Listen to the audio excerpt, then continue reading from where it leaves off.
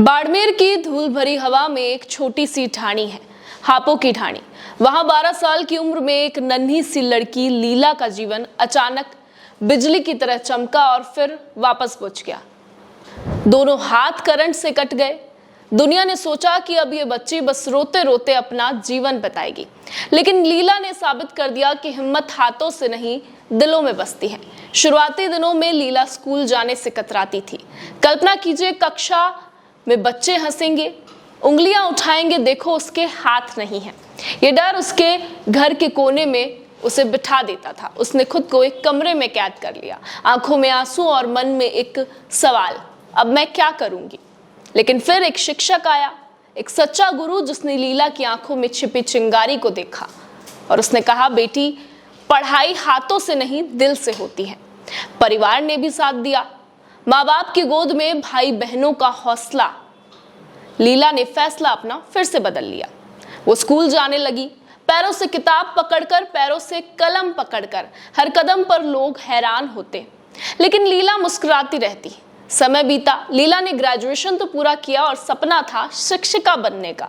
BSTC करने के लिए जोधपुर के बोरुंदा में एक कॉलेज में एडमिशन भी ले लिया, लेकिन वहां पहुंचते ही लीला का दिल टूट गया। कॉलेज प्रशासन ने यह साफ कह दिया कि आपके तो दोनों हाथ नहीं हैं, इसलिए आप बीएसटीसी नहीं कर सकती।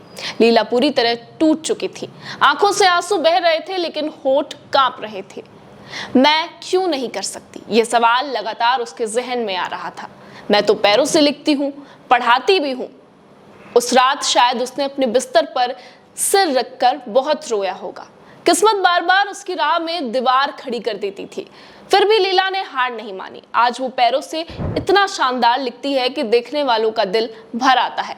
और सबसे खूबसूरत बात, वो पैरों से पेंटिंग भी बनाती है, यानी कि चित्रकारी भी करती है। रंगों को पैरों की उंगलियों से सहलाती है, कैनवास को सपनों को उतारती है, जैसे उसके पैरों में कोई जादू हो।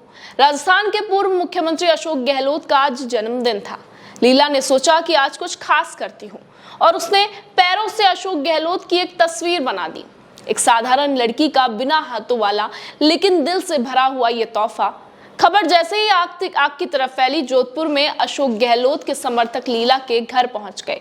वीडियो कॉल पर बातचीत हुई, उस पर लीला की आंखें नम हो गई थी। किसी ने पूछा कि कैसे करती हो बेटी।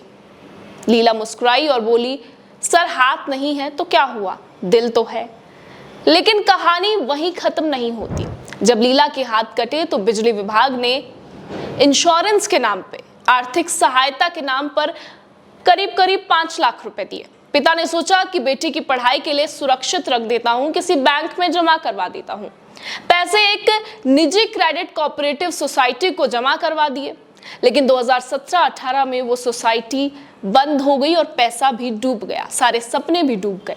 लीला का दिल फिर टूट गया।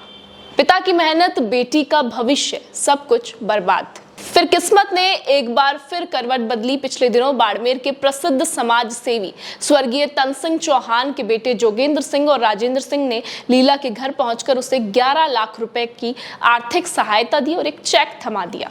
दोनों भाई भामाशाह की परंपरा को भाते हुए आए। लीला के पिता की आंखें भर गई। लीला के चेहरे पर पहली बार इतनी बड़ी मुस्कान आई। उसने पैरों से चेक को छुआ और कहा, अंकल, अब मैं और पढ़ूंगी, फिर से पढ़ूंगी और आगे पढ़ूंगी।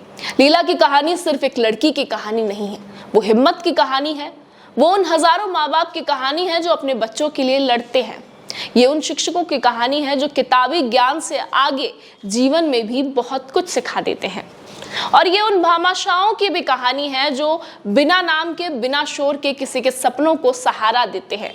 लीला आज भी लड़ रही है। उसके पास हाथ नहीं है, लेकिन उसके पास हौसले हैं, लेकिन उसके पास एक जज्बा है जो पहाड़ों को हिला सकता है।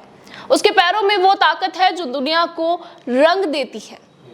उसके दिल में वो आग है जो कभी बुझती नहीं। लीला, तू अकेली नहीं है, तेरी कहानी अब लाखों दिलों में बसी है। तेरी हिम्मत अब प्रेरणा बन चुकी है।